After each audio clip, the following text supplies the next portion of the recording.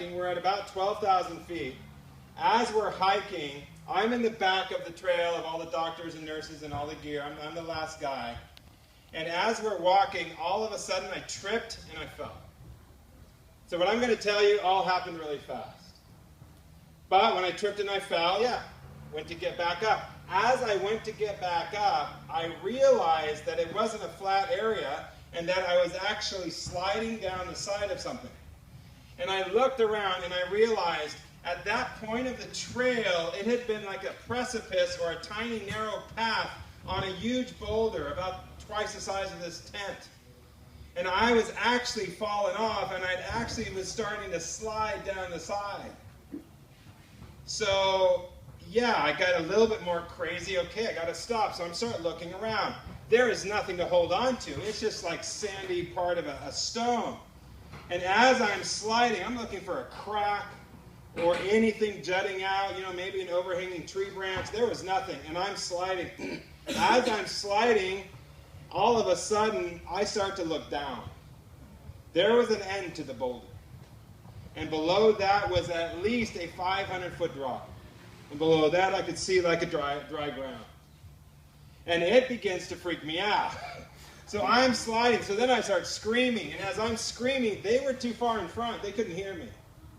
So I'm sliding, and literally I came to the edge of the rock. Literally half my body is over the edge, and I'll never forget that moment. I'm like, Jesus, forgive me my sins. I mean, I don't know if you need to do that, right? It doesn't hurt, right? It doesn't hurt. And as I'm there, I remember just going, Jesus, and I swoop my hand against the rock. I don't know what I'm swooping at. I just throw my hand against the rock.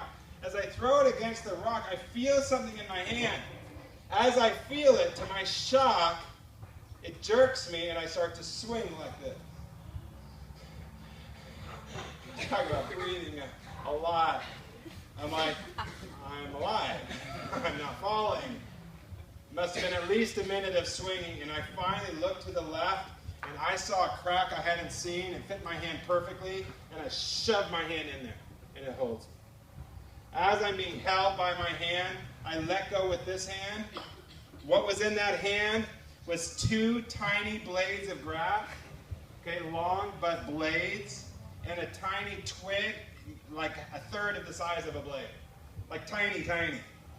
Like it can't hold a human. Yes, that's true.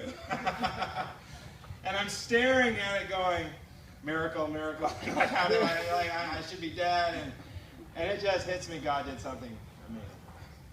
And as I'm holding this, I look on the other side of the blades, and there was a crack. And I shove my hand in there, and then I look up and I see another crack, and another crack, and I saw cracks I hadn't seen, and I'm able to climb back up to the trail. Yeah! And I got to talk to you. I'm like, great, let's talk. We sit down. She's like, Dan, did you almost die in Afghanistan? I'm like, a lot, yeah. Yeah, a lot. She's like, no. Did you almost die falling off a cliff? And I thought back, and I'm like, yeah. She's like, when? What year? And I thought back 3 years ago. And her eyes light up. She's like, what month? And I'm thinking back, and I'm like, August. Her eyes light up again. She's like, Dan, what day? And I thought back, and I'm like, yeah, the 16th. And her eyes light up again. She's like, Dan, what hour? And I look back, and I knew it was right after lunch. And her eyes light up again. And she pulls a prayer journal out of her bag. And she opens it in front of me. And she translates what she had written in Portuguese. She's like, Dan, at the hour you were falling off the cliff, I was sleeping in Brazil with the time change. And the Holy Spirit woke me up. And he said, pray right now for Dan, for angels to save his life because he's falling off a cliff.